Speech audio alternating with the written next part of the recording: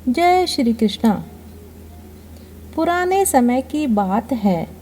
देवपुर नामक एक गांव में शिशिर नाम का एक व्यक्ति बहुत हंसी खुशी रहता था।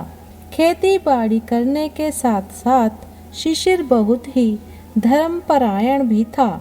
शिशिर अपनी धर्मपरायणता, पुण्य, दान, चरित्र और संपन्नता के कारण अपने क्षेत्र में काफ़ी प्रसिद्ध था। सभी लोगों का मानना था कि शिशिर जैसा नेक और ईमानदार व्यक्ति पूरे गांव में नहीं है। जब शिशिर के इस गुणगान की खबर पाप और वासना ने सुनी तो उन्होंने शिशिर की परीक्षा लेना चाहा। पाप ने एक बूढ़े ब्राह्मण का रूप बनाया और वासना ने एक सुंदर युवती का, और दोनों शिशिर के घर की तरफ चल दिए। एक दिन की बात है, शाम होने लगी थी और रोशनी भी काली चादर ओढ़ने लगी थी। दिन भर के थके किसान और मजदूर अपने अपने घरों में लौट रहे थे। शिशिर भी अपने घर पहुंचा ही था कि दरवाजे पर खटखटाने की आवाज़ सुनाई दी। आवाज़ सुनकर शिशिर ने दरवाज़ा खोला तो सामने एक बूढ़ा ब्राह्मण और एक खूबसूरत युवती खड़ी थी। बूढ़े ब्राह्मण को देखकर शिशिर ने कहा, आप कौन हैं और मैं आपकी क्या सहायता कर सकता हूँ?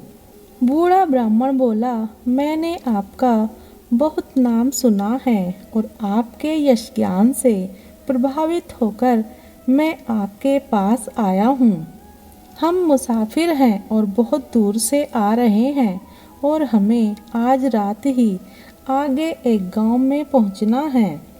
यहाँ का रास्ता बहुत सुनसान है और रास्ते में नदी नाले हैं और चोर गुंडों का भय भी है। इसी परिस्थिति में मैं अपनी युवा पुत्री को अपने साथ लेकर नहीं जा सकता हूँ। आपसे निवेदन है कि कृपया आप मेरी पुत्री को आज रात अपने घर पर रख लीजिए। लौटते वक्त मैं अपनी पुत्री को ले जाऊंगा। इतनी बात सुनकर शिशिर सोचने लगा। तभी बूढ़े व्यक्ति ने कहा, आप क्या सोच रहे हैं? आप जैसे धर्मशील व्यक्ति के चरित्र पर तनिक भी संदेह की कोई गुंजाइश नहीं है। मेरी दुर्लभ अवस्था को देखिए।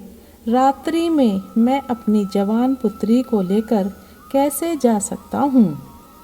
बूढ़े व्यक्ति की बात सुनकर शिशिर ने धर्म की मर्यादा और अतिथि सम्मान को समझते हुए उस ब्राह्मण की पुत्री को अपने घर रख लिया। पाप अपनी कुटिल योजना की पहली सफलता से बहुत खुश था। वासना रूपी सुंदरी भी घर में पैर रखते ही शिशिर पर अपना माया जाल फैलाने लगी। अनेक प्रकार के श्रृंगार बनाकर, अपने मीठे बोल से रूप यौवन दिखाकर उसे रिझाने लगी। संगत का ऐसा ही प्रभाव होता है। शिशिर का मन उस सुंदरी के माया जाल में भटकने लगा, लेकिन शिशिर ने अपने मन को नियंत्रण में रखा और धर्म रक्षा का भाव उसके मन में आने लगा। काफ़ी दिन हो गए, बूढ़ा ब्राह्मण नहीं लौटा, क्योंकि यह तो पाप की कुटिल योजना थी। युवती के रहते कई दिन बीत गए। वासना के जाल में शिशिर धीरे धीरे फंसने लगा। आलस्य और प्रमोद शिशिर को अपनी गिरफ्त में लेने लगा। तभी एक रात शिशिर को सपना आया कि एक ज्योतिमय देवी उसके घर से बाहर निकल रही थी। शिशिर ने पूछा, आप कौन हो देवी, और मेरे घर से बाहर क्यों जा रही हो? देवी ने कहा, तुम धर्म से हटने लगे हो। मैं सौभाग्य लक्ष्मी हूँ। मैं अब इस घर में नहीं रह सकती, इसलिए मैं यहाँ से जा रही हूँ। उधर वासना रूपी कन्या का प्रेम जाल बढ़ता जा रहा था। दूसरी रात शिशिर को फिर सपना आया। एक दिव्य देवी घर से बाहर जा रही थी। शिशिर के पूछने पर उन देवी ने जवाब दिया, तू वासना रूपी उस युवती के चक्कर में पड़ गया है। मैं यश लक्ष्मी हूँ, इस कारण मैं यहाँ से जा रही हूँ। तीसरे दिन शिशिर ने फिर सपना देखा। एक देवी प्रकट होकर कहने लगी, तुम वासना के जाल में फंसते जा रहे हो। मैं कुल देवी हूँ और ऐसे में मैं इस घर में नहीं रह सकती। मैं जा रही हूँ। इतना कहकर वो भी चली गई।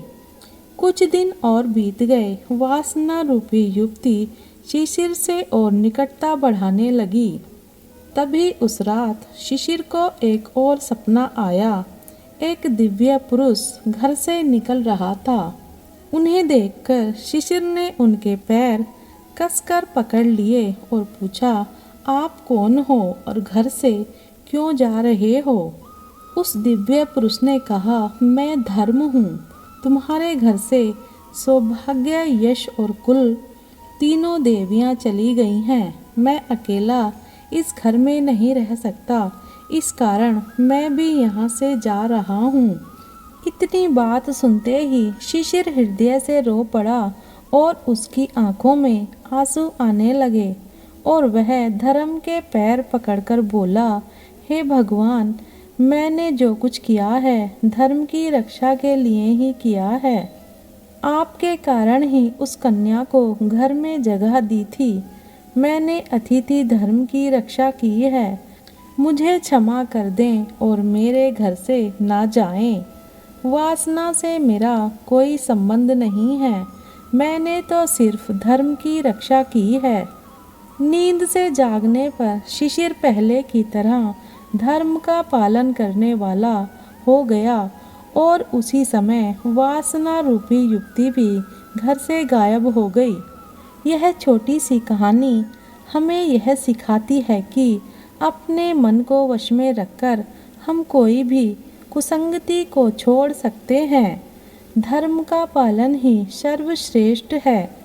जहां आपका अच्छा आचरण, दूसरों के प्रति आदर आपको सम्मान दिलाता है और आप जीवन के उच्च स्तर पर पहुंचते हैं, उसी प्रकार कुसंगति, बुरे विचार, क्रोध, अहंकार आपको जीवन में नीचे गिरा देता है।